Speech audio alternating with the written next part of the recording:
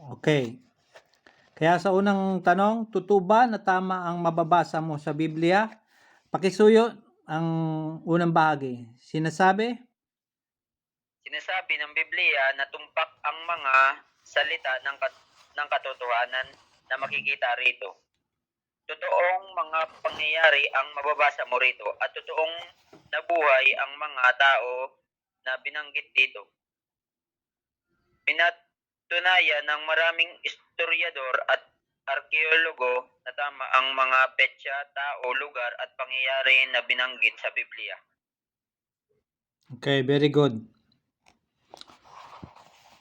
Kaya babasahin natin yung sa Biblia yung kasulatan. Lucas Kabanata 1, 3, 1 at 2. Babasahin ko Sandali lang.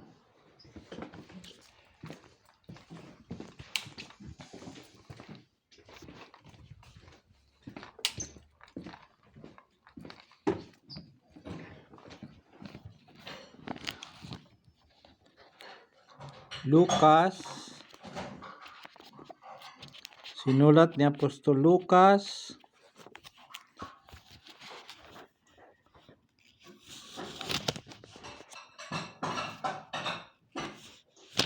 uno,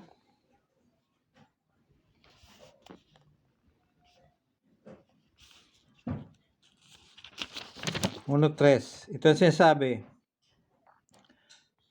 Kaya naman, kagalang-galang na Teopilo, nagpasya rin akong isulat sa iyo ang mga iyon ayon sa lohikal na pagkasunod-sunod. Matapos kong maingat na saliksikin ang lahat ng bagay mula sa pasimula at makuha ang tumpak na impormasyon. Katapos sa Kabanata 3, 1, 2. Lucas Kabanata 3, 1, 2.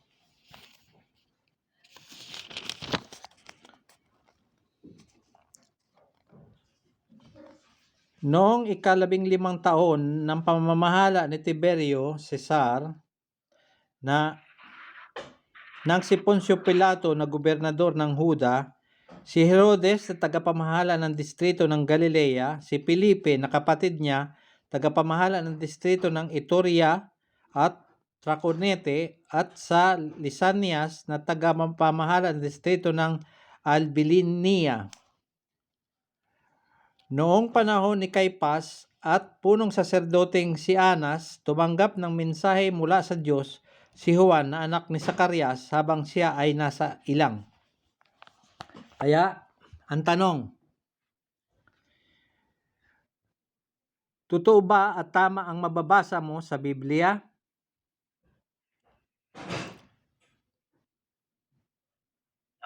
Totoong mga pangyayari ang mga mababasa mo rito at totoong nabuhay ang mga tao na binanggit dito. Okay. Tama, Kaya, at nakaulat nga sa Biblia, yung mga talagang pinakikilalang mga tao na nakaulat na sila ay mga nag-exist. Kaya, totoo yung nababasa natin sa Biblia. At pinatunayan din niya ng maraming historiador at arkeologo na totoo ang mga pangyayari, petsa, tao, lugar at pangyayari na binanggit sa Biblia. Kaya dito na tayo sa to. Very good. Sa to, bakit natin masasabi na mapagkakatiwalaan pa rin ang Biblia kahit luma na ito? Pakibasa third. Madalas na may binabanggit ang Biblia na mga bagay na hindi pa naiintindihan ng panahong isulat ang mga ito. Halimbawa, may binabanggit ito tungkol sa siyensya na hindi pa pinapaniwalaan noon, pero napatunayan ng mga pag-aaral ng siyensya ngayon na tama ang sinasabi ng Biblia. Laging maaasahan ang mga ito, ngayon at magpakailanman. Okay. Salamat. Bakit masasabi na mapagkakatiwalaan pa rin ang Biblia kahit luma na ito? Ano yung sabi ng awit 101:8? Laging maaasahan ang mga ito, ngayon at magpakailanman. Very good, Kaya sabi nga, ang kasulatan ay applicable sa panahon noon, ng mga nung unang panahon at maging sa panahon natin ngayon. Hindi naluluma ang pangaral at mga utos ng Diyos na Jehova, Awa. Okay. Kaya dito na mahusay. Dito tayo sa 3.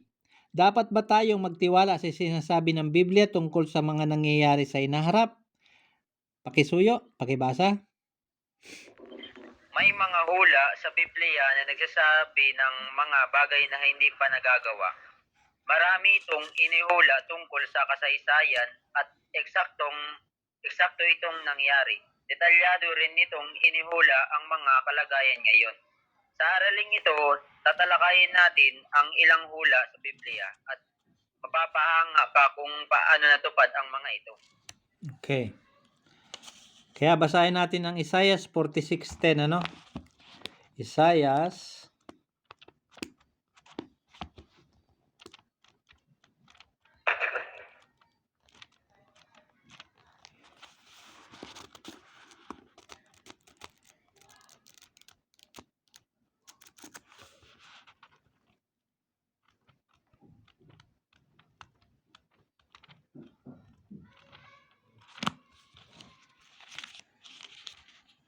'Ang liit ng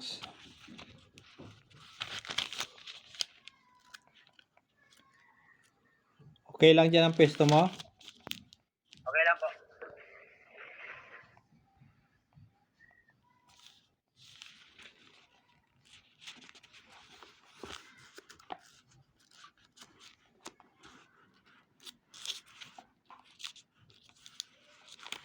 Isaiah 46.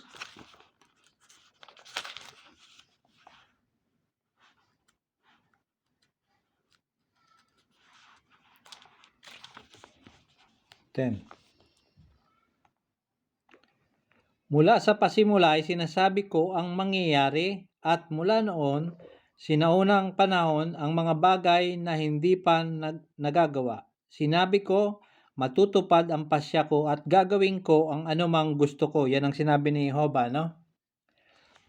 Kaya, tanong, dapat ba tayo magtiwala sa sinasabi ng Biblia tungkol sa mangyayari sa hinaharap? Ano yung sinabi ng Isaiah 46:10? May mga hula sa Biblia na nagsasabi ng mga bagay na hindi pa nagagawa. Tama. Gaya ng sinabi nga dito sa Isaiah 46:10 na sabi nga na pasimula ng ay mga sinasabi niya na mangyayari at yung mga bagay na hindi pa nagagawa at matutupad yon ang pasya ng Diyos na Jehovah at gagawin niya yung kanyang anumang gusto. Kaya dapat tayo magtiwala sa sinasabi ng Biblia na mangyayari sa hinaharap. Kaya dito tayo sa kabila. Susunod.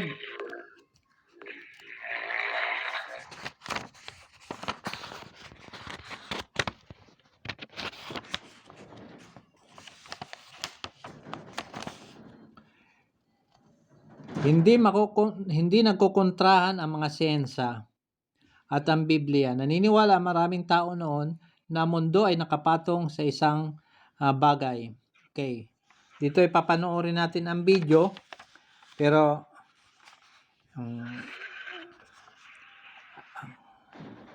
i-off ko ang cellphone at papanoorin natin ang video. Okay. Ano ko lang dito yung naka-registered natin, ha? Papanoorin natin ang video. Okay.